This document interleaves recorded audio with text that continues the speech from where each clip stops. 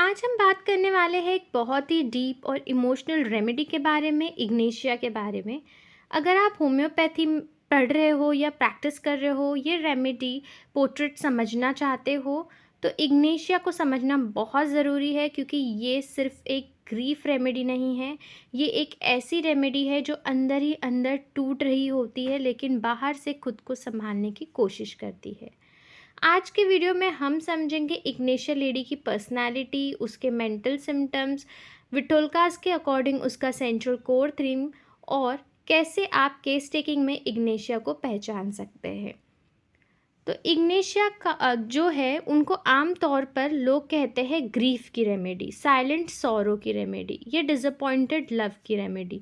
लेकिन विटोल्कास के पर्सपेक्टिव से इग्नेशिया सिर्फ दुखी नहीं होती, इग्नेशिया एक कॉन्ट्रडिक्शन है, एक अंदर से भरी हुई इमोशनल, सेंसिटिव, रिफाइंड और आइडियलिस्टिक पर्सनालिटी है जो अपने इमोशंस को ओपनली रिलीज़ नहीं कर पाती, जो जितना ज़्यादा फील करती है उतना ही ज़्यादा सप्रेस करती है और यही सप्रेशन बाद में कन्वर्ट होता है saying, globus hysterical, spasm, headache, mood swing और इंसोम्निया जैसे कंप्लेंट्स में और पैराडॉक्सिकल सिम्टम्स में। सेंट्रल कोर थीम है क्या आखिर विटोल्कास का?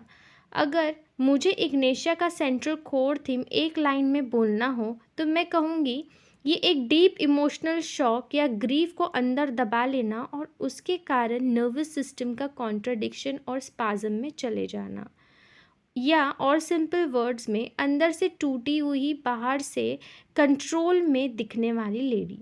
इग्नेशिया का सबसे बड़ा थीम है acute grief, suppressed emotions, disappointed love, silent suffering, contradictory behaviour.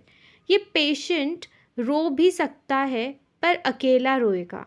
आप सिंपैथी देंगे तो और बुरा लगेगा उसे, आप कंसोल करेंगे तो इरिटेट हो जाएगा, आप पूछेंगे क्या हुआ तो बोलेगी कुछ नहीं।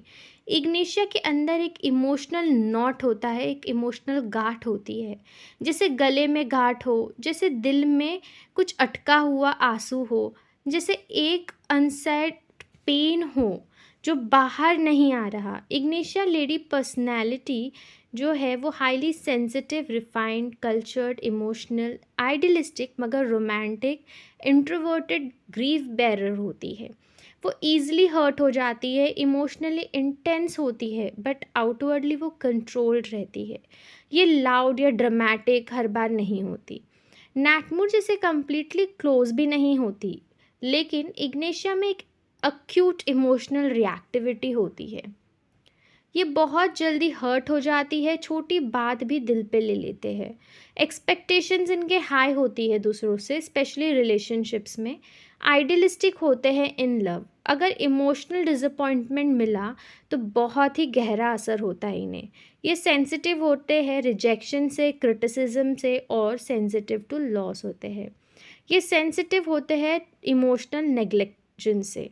इग्नेशिया लेडी को लगता है मुझे समझा नहीं गया, मेरा दर्द किसी ने महसूस ही नहीं किया, मैं सब सह रही हूँ पर कोई देख नहीं रहा मेरा दर्द। मेंटल्स ऑफ इग्नेशिया देखेंगे हम, इसमें अक्यूट ग्रीफ होती है, ये सबसे क्लासिक की नोट है। किसी अपने का death, breakup, disappointed love, betrayal, insult, emotional shock, miscarriage, family conflict या सडन बैड न्यूज़ हो तो आप समझ जाना कि ये एक इग्नेशिया है। इग्नेशिया का ग्रीफ जो है वो फ्रेश होता है, इंटेंस होता है, स्पाज्मोडिक होता है और सप्रेसिव होता है।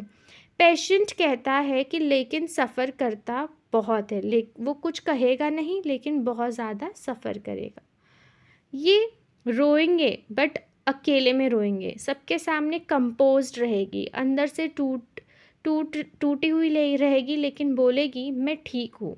विटोल्कास के पोर्ट्रेट के हिसाब से इग्नेशिया का सॉरो जो है वो अंदर ही दबा रहता है। बेड में जाके चुपचाप रोना, पिलो में फेस छुपा के रोना, किसी से बात ना करना, इमोशंस को स्वॉलो करना।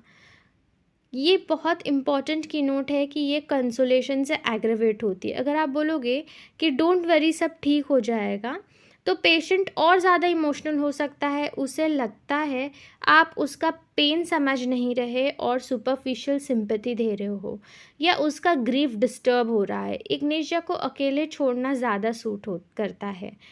इग्नेशिया का नर्वस सिस्टम बहुत अनस्टेबल हो सकता है अगर आपने उसको कॉन्ट्रडिक्ट किया, और उसका जो मूड है वो चेंजेबल होता है।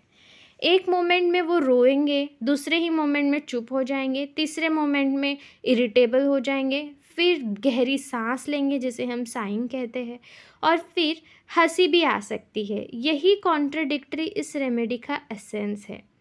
जैसे भूख है पर खा नहीं पा रहे, नींद आती है पर सो नहीं पा रहे, पेन होता है पर प्रेशर से कभी बेटर कभी वर्स, रोती है पर कंसोलेशन से वर्स होते हैं, इमोशनल है पर एक्सप्रेशन ब्लॉक्ड है, एक्सप्रेस ही नहीं करते। बहुत गहरी गहरी सांसें लेंगे ये, इनको फ्रीक्वेंट साइंग होंगी।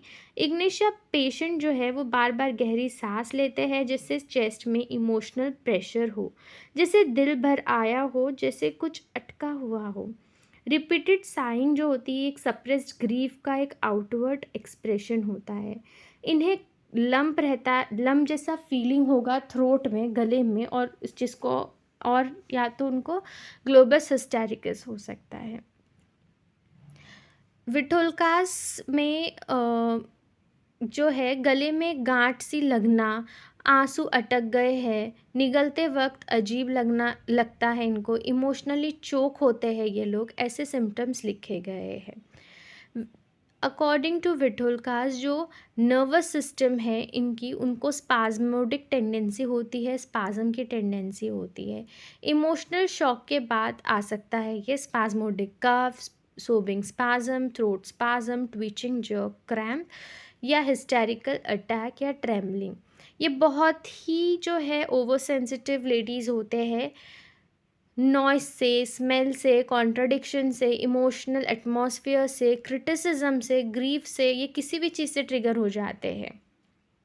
और किसी भी एक लाइन जो मैंने बोली है, किसी भी चीज़ से उनका दिन भर डिस्टर्ब हो सकता है।